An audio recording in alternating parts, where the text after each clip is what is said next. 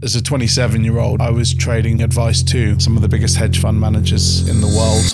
Your father is Lord Stanley Fink. He's considered to be the godfather of the hedge fund industry. You oversee the Fink Family portfolio. We invest in early stage venture companies, fintech, climate tech, life sciences. With QV, Bioelectronics, what they're doing could have potential to really help people with brain tumours. At the moment, there's really no care for. At the stage 4, stage 3, the glioblastomas, the prognosis is just horrendous. This medical device will mean that you can hopefully extend your life from months to years.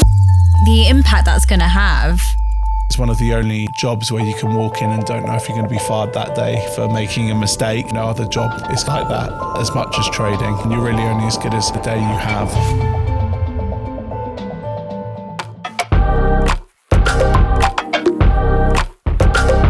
Alex, welcome to the Virtuous Mindset. Thank you very much, Shivani. Thank you for having me on. Yeah, no, really excited to have this conversation. And we always start this podcast by asking our guests the same question. And it's intriguing to know how all of their answers vary. So I will ask you, as an investor, what does it mean to you to have a virtuous mindset? So to have a virtuous mindset, I guess, means to kind of go out and explore and try and find something different, something unique, something that's going to kind of change the world for the better.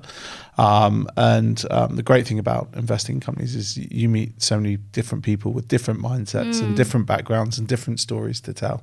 And it's about evaluating those stories and taking critical thinking and really trying to pick what you think will be a success and hopefully make a big difference and a big impact on the world.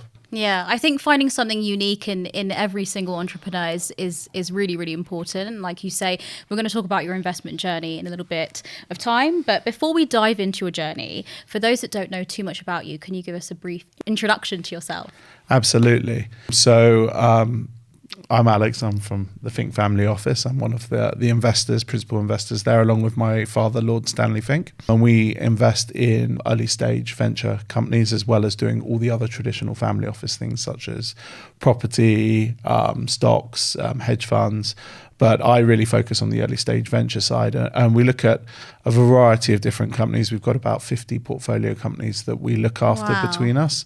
And they're mainly in fintech, property, some climate tech, and life sciences. Yeah, well, I definitely want to delve into all of the companies that you've invested in, but I really want to start from the beginning of your journey because you've been a high achiever from the get-go. I think it's safe to say that because I want to take you back to Marex Spectron, and I read that you became the youngest desk head in the company. You also ran the global interest rate team at the age of 27. When I think of the age of 27, I mean that's 1 year younger to where I am, and it's a lot of responsibility. So how did you cope with that kind of responsibility at such a young age? Well, I think from the start, you kind of have imposter syndrome straight away. Yeah. So I left university at 21 and went straight to work with Man. And then went from there. I did all my trading exams there and started off as a trading assistant. And that's really from the Man brokerage side is where my dad started and was CEO.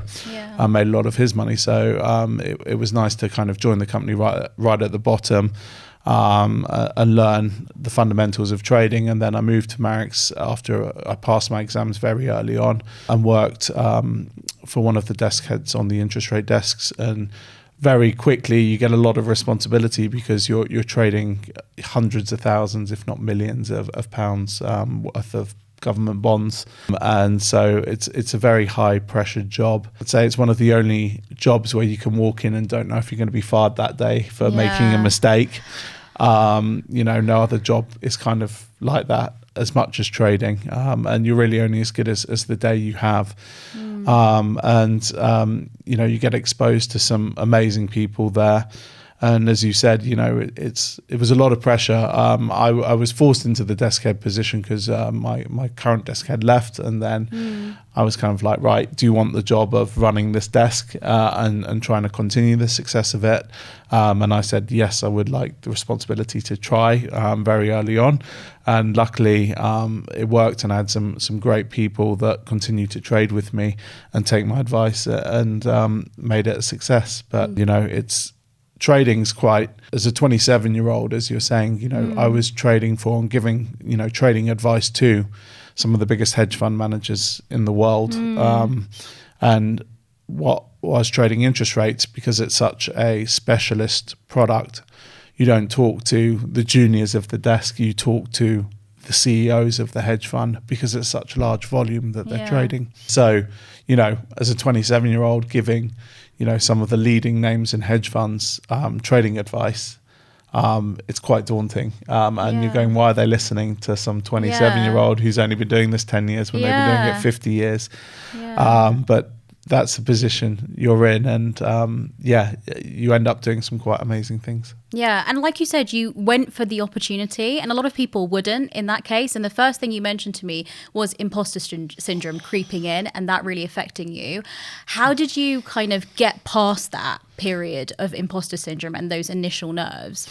Well, luckily I've been doing the job at that time 5-6 years, so I had a lot of experience, and I was doing most of the actual physical trading themselves. And when the desk head was away, I was speaking to the clients and building up that bond, because with trading, you know, and broking, it's really about your relationship with the trader, and that they trust that you'll do a good job and do exactly what they want you to do when they want you to do it. Then the other side that you don't see is obviously you're almost running a mini company within a trading desk, because you watch after the P&L, the accounts, how many staff you have, the bottom line, and things like that. So it started off almost, you know, that side of it I hadn't tackled before, and it's quite a steep learning curve to kind of be effectively running your own small company within a bigger company. Yeah, well, it sounds really daunting, and the fact that you don't know whether you're going to lose your job the next day is like, it's nerve-wracking in terms of like job security and mental health standpoint. So the fact that you were doing it is absolutely. You know, I've unfortunately, you know, saw some people that made errors and trading errors, and they've lost tens of thousands of pounds instantly, and then the desk heads had to let them go. But it is big risk, big reward. That's what I was that about game, to say. you know. Risk. It's you know what you're getting into. You know it's a very hard job. You know, everyone sees the glamorous side of trading. What they don't see is, you know, you have to get up at 4:30 in the morning to be at your desk at 6:15 in the morning, and then you often don't leave till 7-8 o'clock at night. So, you know, I remember. A lot of those days, you know, during winter time, I just wouldn't see sunlight at all, because you literally, if you're busy, you cannot leave your desk for anything. So, and then come Friday night or at the end of the week, you're so tired from the week, you're pretty much out till midday Saturday, just recuperating. Yeah. But do you feel that that's sustainable in a way? Because there will be people in this industry who will be doing this for years and years, right? And they're happy to go and pursue this role. But what's your thoughts on that, I suppose? Yes, there are. I think most traders, they get into it hoping to earn a lot of money and retire relatively early. That's what they all want to do. And they take the pain of having 20 years of not being able to go out and enjoy like a nice normal lifestyle, to be able to have that on retirement early.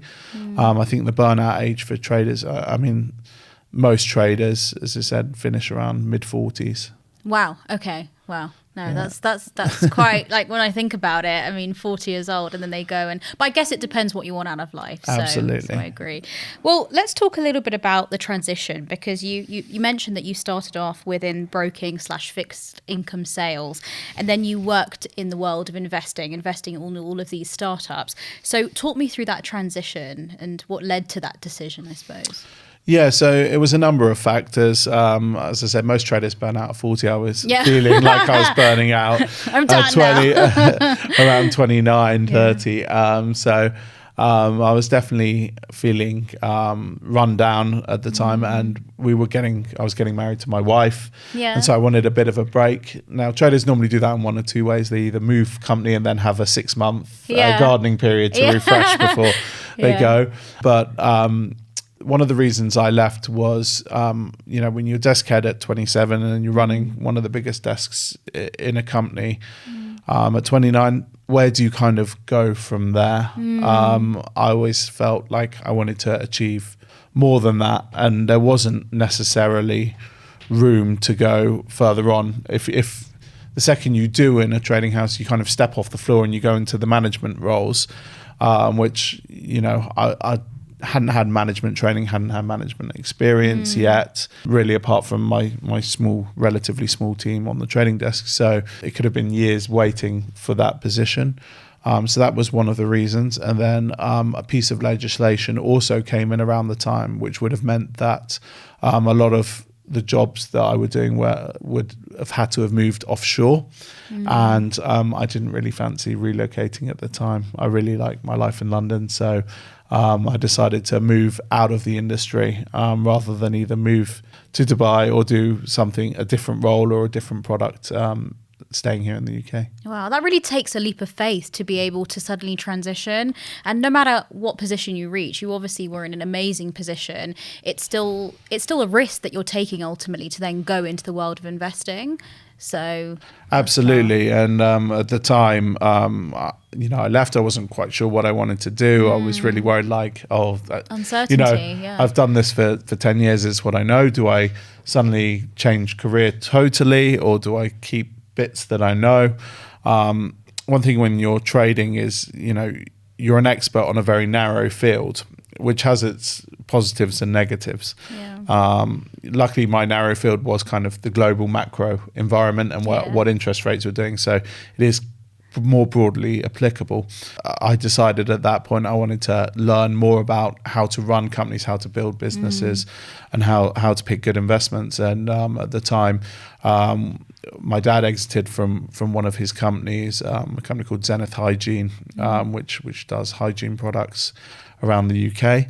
And we decided to start our family office at that point. And so we kind of decided, right, let's start picking some investments together and managing those. And also at the same time, one of the investments we already made, I decided to work inside it so I could learn the startup angle, both from the investor point of view and from actually working in a startup. Yeah, wow, that's so interesting. And we're going to talk about your investment journey and dive into that, because you've invested in a number of sectors, from property, finance, e-learning, biotech sector. Some of those companies have included the likes of British Pearl, Bud, Seneca Learning, Curve. What do all these firms have in common that have led to you deciding to invest in them? Like, why them versus the other companies that you could quite easily invest in? Yeah, it's a very good question. And it's not always a straightforward answer as people would lead you to believe. Right. So we started out, as I said, I just left Marex, and my knowledge base was very much around finance, fintech, financial technology. And at the time, I saw a huge boom in that area. And this is right when neobanks were coming in. You have the open APIs were just coming out. You're getting so many fantastic products, from new insurance products to, as I said, challenger banks, literally loads of different things going on. So what we decided to do was kind of look sectorially in fintech and pick a few companies that we liked in their sector. So, for a challenger bank, we invested in Monets. For credit and payments, we invested in Curve. For open banking, we invested in Bud. And for kind of the balance between property and personal finance, we invested in British Pearl. And these companies at the time, they're in varying stages of where they were on their journey, from seed to Series B at the time. And we kind of, as I said, took more of a thematic approach to investing, and we tried to find the companies that we liked that fit in with the different themes buckets at the time that were coming through. Wow, that's so interesting. So you went with, I suppose, your strengths, your knowledge and expertise within specific areas that you already had experience in, and you dived into those particular businesses. So that's interesting. And I guess if we think about the flip side of that, because there will be budding investors listening to this and thinking, have there been any businesses that you've invested in and you thought, actually, I didn't make quite the right decision in doing so? And so I'm intrigued to know what red flags you typically look for when you invest in a business, and what to not do, basically. What to not do. Is what I'm saying. I don't think there's an easy answer to that. I think there's definitely businesses you say aren't quite right from the start and you say no to. I think you learn as well, from our thematic approach, sometimes themes in general just don't work. You look at British Pearl, where I worked at, and what I learnt from working there was it's really difficult to get consumers to give their savings to a company that's a startup effectively. People only like putting their hard-earned savings in a bank or somewhere they know their money's safe, even if you're offering them high returns. I mean, we were offering them very good returns backed by property in safe investments, but it's really hard to convince someone to give, 10,000 of their £30,000 savings, say, and put it in an unknown product in an unknown entity that they don't know. And building up to that critical mass is a challenge. So unless you're offering, Bitcoin style returns back in those days, where you like, we can make 100% in a couple of months. People aren't willing to gamble with savings. So I think people in their mindset have a pot of money. They're probably like, right, I'll gamble and put it in something risky. But something that's, a solid 6-7%, they think, it's not that much different from putting it in a bank account or someone that's earning me 3-4%. So it's a harder sell to people. We were with the peer-to-peer lending and the property investment platforms. It wasn't just us that struggled as British Pearl. Property Partner went down, Property Moose went down. The whole sector kind of failed. So in a way, it makes you feel bad, but less bad in terms of whichever horse you would have backed in that race wouldn't have done very well. I think the thing that's harder with investing is it's hard to, when a company's needing money and they're not quite doing it, thinking, do you stop them out and say, no, that's enough, we're cutting our loss here, even though you've put in quite a bit of money? Or do you give them that extra chance, that extra breathing space to turn things around or to pivot into something different? And that's really hard to make sure that you allocate some money to those companies, but at the same time, the ones that are flying, you really want to give most of the money to. And I think sometimes it's like, right, as a family office, we have a set pot of money per year to invest, for example. And it's which ones do you do to save companies, or which ones do you put into ones that look like they're absolutely flying off? And it's quite hard for those founders to come to you and ask for money, and you're like, why should I give you money over this other company that's made 6 times sales in a year, or versus a new company that says they're going to do something groundbreaking and exciting? So it's actually quite hard to distinguish when you kind of 30-40 companies deep. Do you keep backing the ones you've got and keep riding the winners, or do you look for new ones, or do you help the ones that are struggling and hope that they make it through? So on that, how have you managed to make that decision? Because that's pretty difficult. Like you said, do you work with the companies that you want to ultimately save, or do you want to work with the companies that are flying? So how do you make that distinction between which path to go down? I think it's a tough one, and I don't really have the answer to it. That's okay. I feel at times we backed companies that weren't doing so well when we should have cut them and put more money into ones that are doing really well. But then sometimes the ones that start off doing really well don't do well, and you've over allocated your resources on there. So we do kind of have rules and limits over maximum exposure to companies and percentage stakes we like to hold.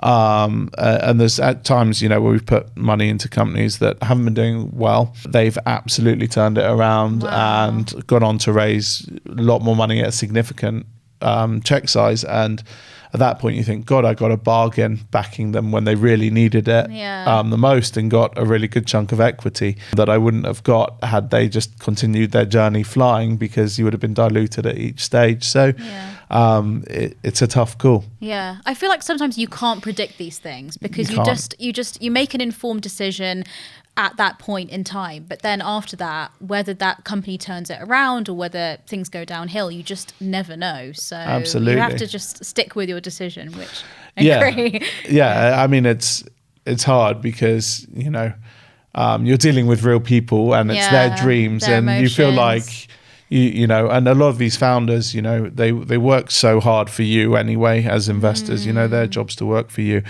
And they put their lives into it, and they put their savings into it, and you feel like you don't want to let them down, but at the Yeah. same time, you can't be Mr. Nice Guy all the Yeah. time. One of the ways, obviously, you look at, as well as, you look, and one of the things I've learned is it's really important that we come in with other family offices, other partners, other VC funds, because it's a good indicator if you're not stepping forward.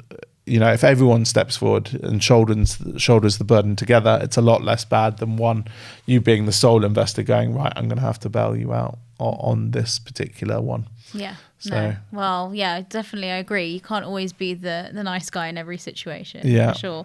Let's talk a little bit about your decision behind investing in the biotech space, because like I said, you've invested in all these different sectors, and quite recently biotech space has been an interest, and companies that come to mind for me are Peppy and also QV Bioelectronics, two companies within this space, I suppose.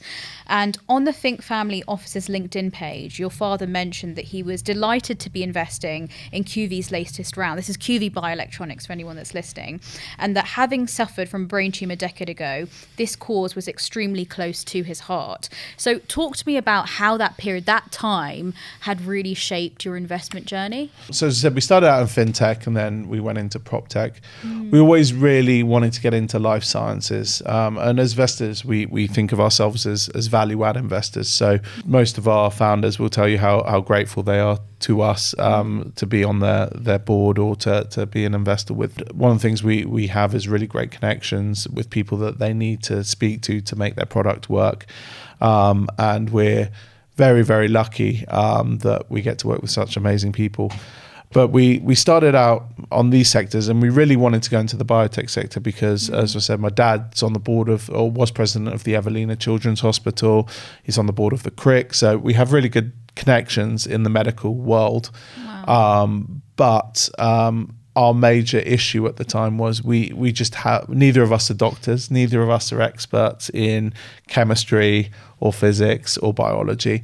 And when someone comes to you, and people do with, I have this thing that can cure cancer, for example, or cure dementia or Huntington's, how you can know whether or not that person is telling the truth and whether the drug is likely to do what the science behind it looks like it's likely to do what it says on the tin. And it's quite amazing how many of these were shown, and then it turns out it can't quite do what it says, or the science doesn't really stack up, or it's totally unproven.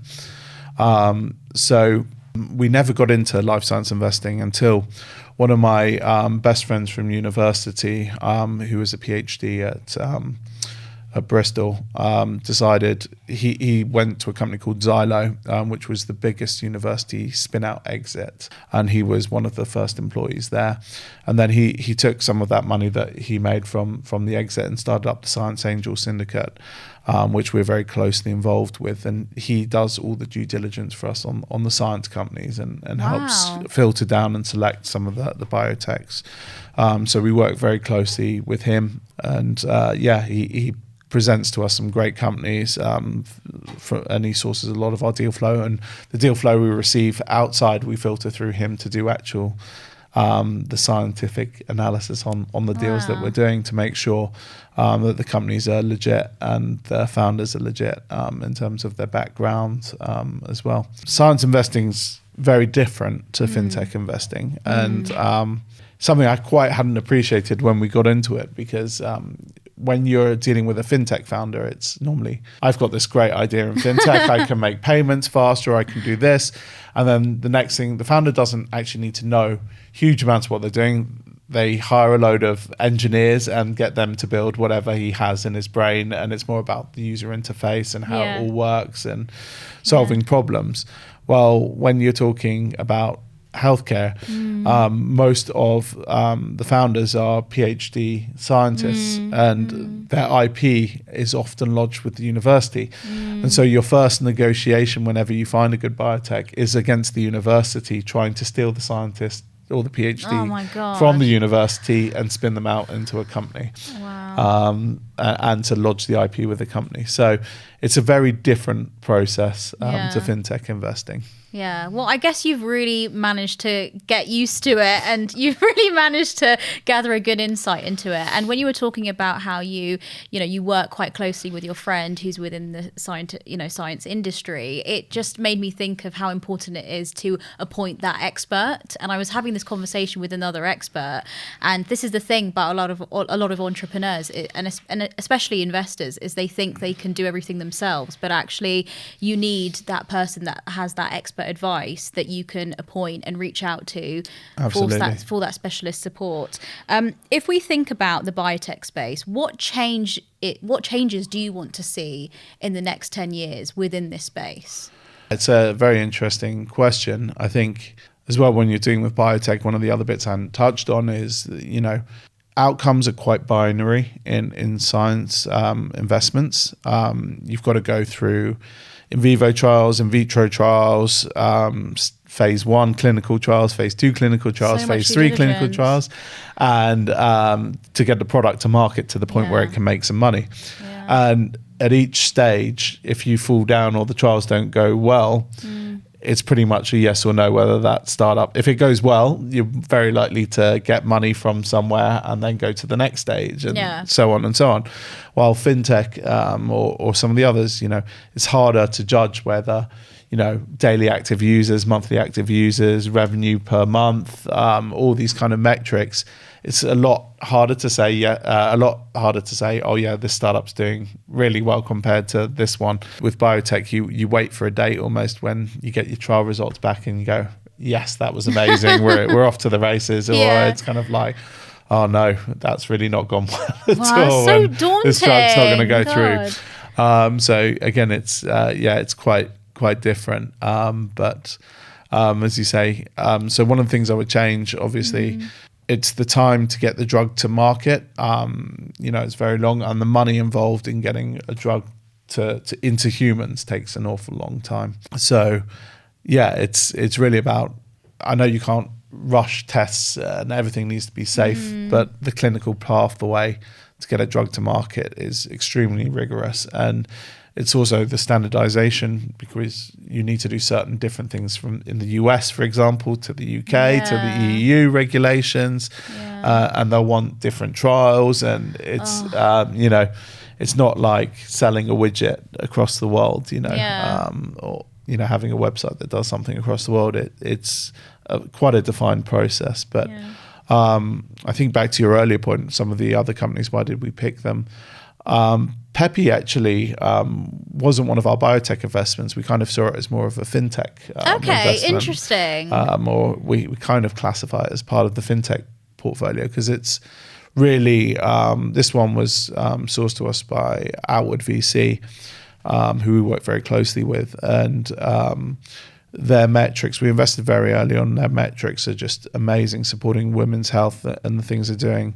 And Medulla and the team there are just unbelievable. But, it's one, funny enough, I was at the start quite hesitant about it. I was like, this is a bit different, a bit out of our zone of, payments. But, we were very keen to explore kind of something different. And once we followed them a little bit, saw how fast they were going, how many huge corporates were finding the need to support fertility issues around women and men, and how kind of sticky the product is. It's very hard to take away a benefit once a lot of employees are using it and really like it. And so, we really followed on with that one. With QV Bioelectronics, this was one through Science Angels Syndicate. Again, showed it to us. And Chris, who runs QV, is one of the most thoughtful founders we've met. And when we speak to him and ask him any kind of question, he really thinks about the answer before coming back to us. But he's very responsive and really, really diligent. And what they're doing could have the potential to really help people that at the moment there's really no care for. Brain tumors at the moment, if you're at the stage 4, stage 3 that they're treating, the prognosis is just horrendous, and the current method of treatment for these glioblastomas, involve wearing a huge backpack and a skull cap and shaving your head and having to walk around with it, 30 hours a day, or not 30 hours a day, 30 hours a week. And, this medical device that the QV team coming up with, Grace, will mean that you can live a very normal life and hopefully extend your life from months to years potentially. Wow. So if it works and if it gets through all the stages that it needs to get to, it's going to be a real game-changing technology for people. Wow, that's amazing. And the impact that's going to have, is just like, when you're talking about it, I was like, wow, this is so inspiring. And you're so connected to the founders as well. Like when you talk about them, you're so, you're really, really invested, not only, from a financial standpoint, but you're really invested in them doing well and in those individuals. And I think that stands out for sure. I think so. Yeah. As a family office, a lot of family offices other than ours go very much the indirect route and invest in VC funds who manage their money and invest in 30 companies for them. Yeah. And it's one way to do it, and it can definitely yield really great results, and there's some great VCs out there, a lot of whom we work with. But at the end of the day, it's, to me, that's the equivalent of investing in a stock or a share, because you don't really have influence over the company. Yeah. And the whole point of getting involved, in my opinion, with startups and doing this is working with the founders, hearing about what they're doing, their struggles, trying to give my perspective into trying to make their company work through some of the challenges, because they may not have been through it before, but I've definitely been through it before with one of the other startups somewhere down the line, whether that's, in the sad case of removing a founder, for example, or having to replace someone on the board and have a hard conversation, or even, for some of these people, it's firing your first employee, it's stuff that a lot of these individuals haven't done before, and they often want to talk to someone who knows how to do it or has seen it done before and come up with good solutions how to do these things. Yeah, and I think particularly your experience working for a startup, like the internal experience that you gain, as well as being an investor, I think that gives you both sides of the coin is so useful, because then you can really, you know what it's like to be in their shoes. Yeah. So that is really quite helpful, I think. Yeah, absolutely. It's really interesting seeing both sides. I think it's one of those, as Shahar from Curve often says, he goes, I'm in a jet going down a runway, but building the runway as I'm flying down it. And hopefully we get to the point where we take off before the runway, I run out of building materials. So, and I think, as an investor, you don't realize the pressure that some of these founders and these teams are on to deliver results within a set time frame to hit the next round of funding, which gets them to the next part. And a lot of the decisions in a startup, are really key. It's a lot of toss-ups between money and time. A lot of the time. Do you spend more now and reduce your runway, or do you relax spending and give us more time to achieve what we need to achieve? And it's, things as you said, like hiring your first employees. You want the right candidates, but at the same time, you don't have long to find them and hire them. And and at the same time, if you get it wrong, you don't necessarily have the money to get rid of them, pay a recruiter again, and hire the replacement. So it's a lot of these decisions with, am I making the right call on this, that you have to speak to people with. And a lot of it as well is for people that haven't done this before. Classic mistakes I see is when you get a big ticket, a big Series A, after a seed round and scraping through, the tendency to overhire and then contract is massive. I see that a lot in startups. Suddenly, hold on, we've got a £10 million check and I've got to spend it within 2 years, but show milestones and progress in those 2 years. If you're going to do that and go, God, I need 50 more people to achieve what I need to in that time, you can't spend a lot of time interviewing each individual candidate. So it's real tough I know. kind of it sounds stressful scenario. to me, you talking about it. So working with these founders and then knowing, for them often, knowing the right pay brackets, the right incentives to offer people. Right, yeah. There's always that person that you really want that costs that bit too much money, and it's like, do I go for them or do I not? Yeah, no, I agree. Well, yeah, it's about making those strategic decisions that's right for the company at that given time. But I want to shift gears. But before I do that, I have to congratulate you because you were nominated for the Young Property Personality of the Year in the Property Awards 2023. Huge congratulations. Huge achievement. You'll be very happy. Yeah, for someone that knows very little about property. But no, it's a great honour. It's good awards to be featured on. Saying so, a lot of my work for Etopia, I've become the past 6 years one of the experts on modern methods of construction in the field through Etopia, and I think that's the thing with investing. You need to get very good at very specialized subject matter very quickly. And I've, working with Etopia these past 5-6 years, it's been just an absolute roller coaster from, the start. I was asked to join by the founder, as again, he was coming up to his Series A. We were raising a big ticket. We raised close to 20 million on that ticket. And then he was, daunted of how do I spend this? How do I get to where I need to get to for the next round? And asked me to join him as the chief strategy officer relatively early on and help expand that company. So from then, modern methods of construction, it's such a hot area in the sector, the property sector, and it has the potential to solve so many problems that we have in the UK that it's just a great space to be in. That was my next question, Project Etopia, and you've talked about it briefly, but they are considered to be one of the most exciting startups globally. It's all about creating, for those that don't know, it's all about creating sustainable and affordable, energy efficient homes. Can you tell us a little bit more about Project Etopia for those that don't know, and also the vision behind it? Yeah, absolutely. So Project Etopia was formed to solve both the housing crisis and the global crisis, climate crisis.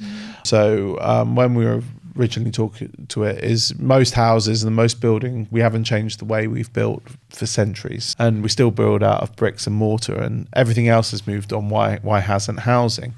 And that's because it's actually really difficult to do, to get to the stage where you've come up with a new building product that people will adopt. So we found Etopia, which is a panelized build system. So rather than build out of bricks, we build out of these panels, which we then put into wall sections and crane onto the site. And the thing with it is when you're doing bricks and cement, there's lots of air gaps, so the houses can be quite leaky. While with our panels, we have a unique joining system, which means that it's very, very airtight as a product. And so we can get, for very low amounts of energy input, we get extremely warm or cold buildings depending on where you are in the world. So it takes very little to heat our buildings, and if you've got AC on, it takes only a few minutes to cool the building down. These buildings, these walls are craned in, and it takes about 3 days to build a house or the shell of a house, and then about a month to complete after that. So it's quite an amazing project, and in the UK we need to build millions of houses, even just to keep up with where we're meant to be. And these houses need to be energy efficient. At the moment, the average house is an EPC C. Our houses come in, they're A rated. A lot of the time they're actually above an A, which means they can generate more electricity than they use in the house through the use of solar panels. So it's quite an incredible in this fuel poverty world as well. We've just delivered some affordable housing for Cross Keys Housing Association, and all the EPCs on those I think are above 100. What is EPC for those that don't know? It's electrical product certification, I think. Okay. Oh, no, energy performance certificate. Let's edit that out. There we go. It's the energy performance certificate. So when you get a fridge or you get a house, you'll get how energy efficient. The house is. Okay, interesting. So and it goes from A to F. So A is like the best, and it's scored out of 100. And if you go above 100, it symbolizes that your house is so energy efficient it can actually generate more electricity than it uses. So in this fuel poverty world where people are really deciding, in the poorest communities whether to heat or to eat is what's used a lot in the sector. having energy bills that are, £10-20 a month is just incredible for them.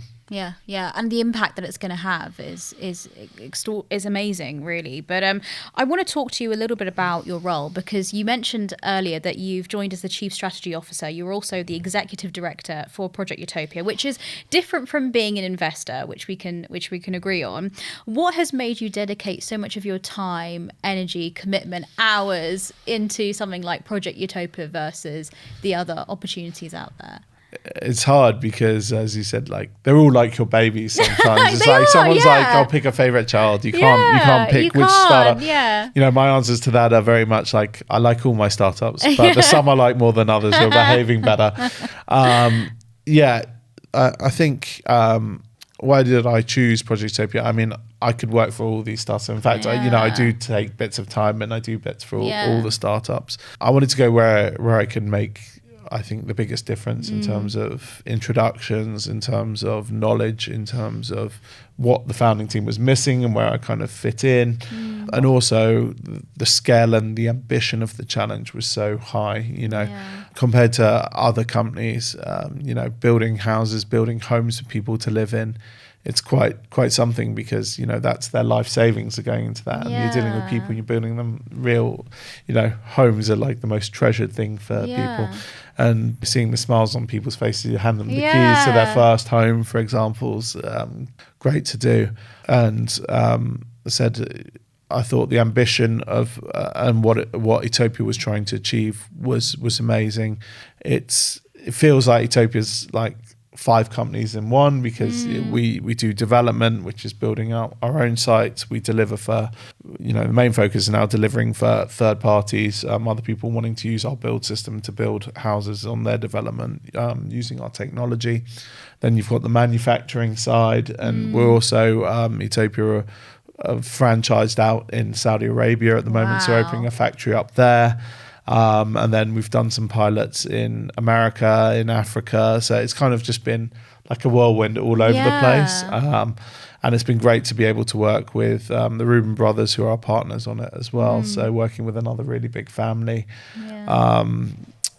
That's been really great learning experience, and having to run 3 facilities that produce panels, as well as do everything else, is quite a challenge. So it's a big enough challenge, I thought, to get stuck into and really try and make a difference. And if it works, the opportunity is, this could be a multi-billion-pound company, because although fintechs are great and can scale really quickly, when you have something that has the potential to revolutionize the housing industry, real estate's the biggest asset class in the world. So that's really exciting. And I'm just thinking, it made me think about how you've always challenged yourself at every single stage. You've always kind of thought, okay, I'm going to just go for it. I'm going to push myself and pursue this opportunity that it almost gives you a purpose that's even bigger than yourself. And I've spoke about that with another investor the other week, and he was saying a similar thing within the climate tech space, that find a purpose that's bigger than just you.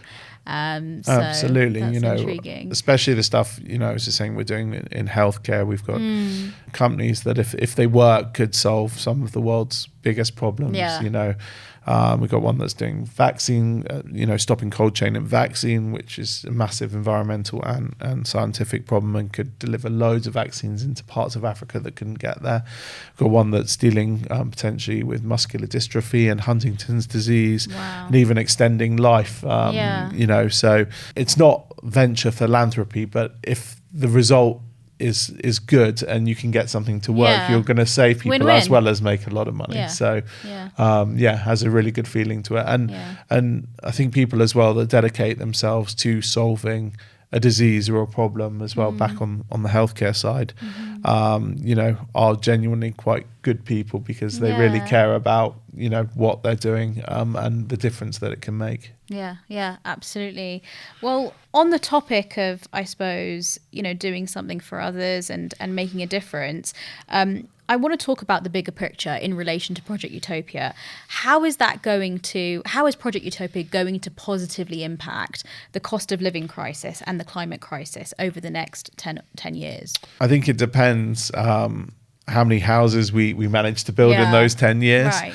But our ambition is very much to be delivering thousands of homes, if not tens of thousands in the UK over that time period. And a lot of the people we want to work with are local authorities and housing associations. So definitely want to be providing homes for people that feel more spacious, comfortable to live in, very environmentally friendly, so they don't have that hard choice of heating and eating. And the problem with a lot of the housing association stock and the council stock at the moment that they give to people is, it's very subject to mold, to damp. Tenants don't always treat them very nicely and very well.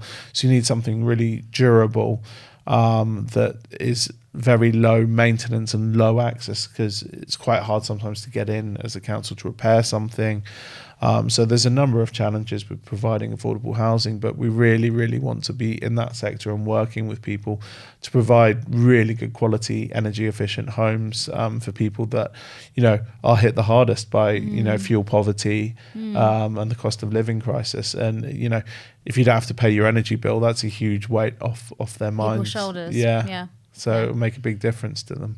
As I said, and we're hopefully starting a project soon with Bristol County Council. We've just finished one with Crosskeys, and I saw on LinkedIn. Yeah, Crosskeys, so exciting. it's going to be exciting how many council and housing association projects hopefully we're involved in the next year or two. And I would love to be helping people all over the world, not just here, especially poorer countries that really don't have access to good quality homes. As you said, lots of rebuilding, hopefully war-torn countries. There's so much we can do with this, or disaster relief as well. If you can put up a house in 3 days, and a lot of people after, for example, the earthquake in Turkey, could really do with these structures going up and good quality homes very quickly. So the aspiration is there to be the biggest home builder on the planet, but it's, again, one step at a time, making sure, getting everything working well, having the ability to scale it, and really working out the system and how it all goes. And also it's about constantly developing our product, making it as high performing as possible but also being really cost competitive in the market. It's a big challenge as well. So the building industry is a difficult one, because every time you change or tweak something on our system, it has to go through probably 10 different tests that cost about £50,000-60,000 to go through. So it's a lot, and it takes about 1.5 years to do that. So everything takes time. Quite when you're trying hard to create something big. No. Well, I'm excited to see what happens and how it unfolds. But I want to talk a little bit about family dynamics. And you mentioned in the beginning of the conversation that you work very closely with your father. Your father is Lord Stanley Fink, and for those that don't know, he's considered to be the godfather of the hedge fund industry. You oversee the Fink family portfolio. What are the dynamics like working with your father, who is also in the public eye? Absolutely. Working with Dad is great. He's one of the nicest people ever. Not many people that he's ever done business with will ever have a bad word to say about him, which is quite incredible for the amount of time and the career he's had. And he's very, very busy, and he's still very active even at 67. Wow, that's good. Still very switched on. He's got an incredible memory and brain. There's often times, we sit on a number of boards together where he can recall case law from 40 years ago when he studied to be a lawyer. So he's quite amazing to work with. Family dynamics are always hard. It's hard to separate the personal side from the business side. We don't have hardly any arguments about business, but if you've had an argument about something personal, for example, and then you're having you need to have a business conversation, it's quite hard to cut off we were angry at each other 5 minutes ago to talk about something real that we both need to get on and make a decision on. But I think we do a really good job at it, actually. That's really good. I was about to actually ask you that because, you know, I think that's great that obviously you're able to get along and that you work very well together. But I think particularly for family-run businesses or, you know, individuals that work together, it can be quite difficult when you're working together, and it's exasperated when you're working with friends, family, you know, partners, spouse, because you have the personal and the professional relationship with them. So how do you specifically separate the personal from the professional? You know, you touched on it, but it's difficult sometimes. It is difficult. And as I said, you know, at the end of the day, my dad's the principal of the family office. He has the overall say. I can just advise him on what I think, and he often listens to my advice. There's times he doesn't, and there's times he'll invest in something. I go, why have you invested in that? But you know, he's got a lot of experience in running companies and managing people, and he's very good at trying to separate the two between us. And as I said, I don't think I can recall a time where a personal argument spilled into the professional side, or where it's like, I'm angry at Dad about this, but I've got to call him about something else to do with work. You know, but I think the key is communication and separating the two different hats that you wear. Out of everyone in the family, being in business with him and my brother, really, we're very good at separating that. I wouldn't like to do this with my wife because she's far more emotional and can't be angry. If she's angry at one thing, she can't talk to me rationally about something else that isn't to do with the argument. I think it works very well, and I don't think either of us regret going into business with each other at all. So we're very lucky that we have a really good dynamic in that. And I think it's a lot of respecting people's opinions and expertise and what they're trying to say and reasons why.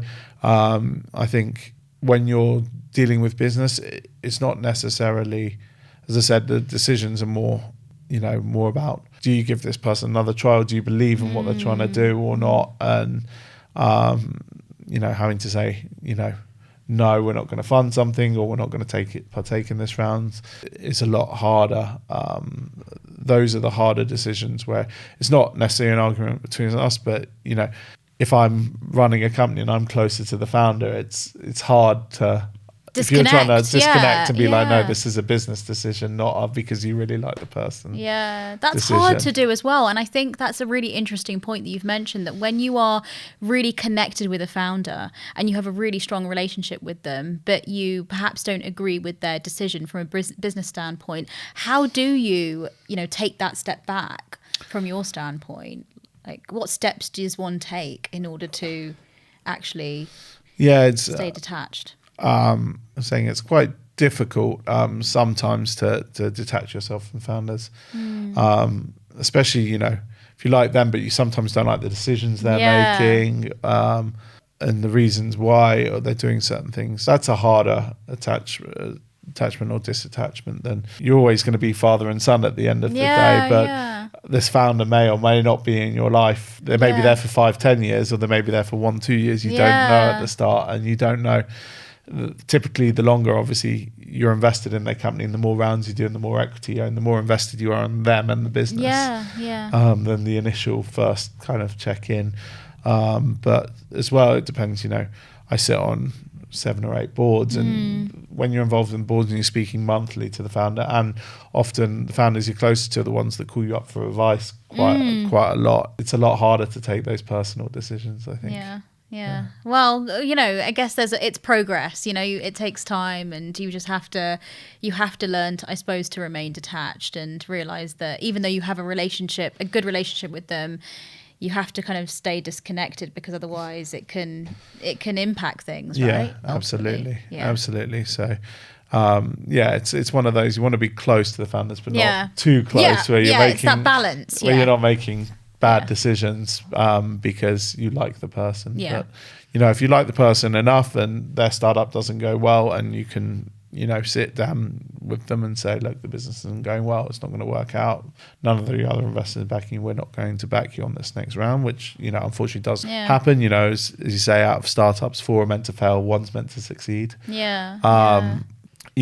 can say to the founder, but if you come to us with your next idea or your next business, then we'll look at it and see the merits of it again. So, there are other things that you can do where you can stay close to a founder, even if the business hasn't worked out.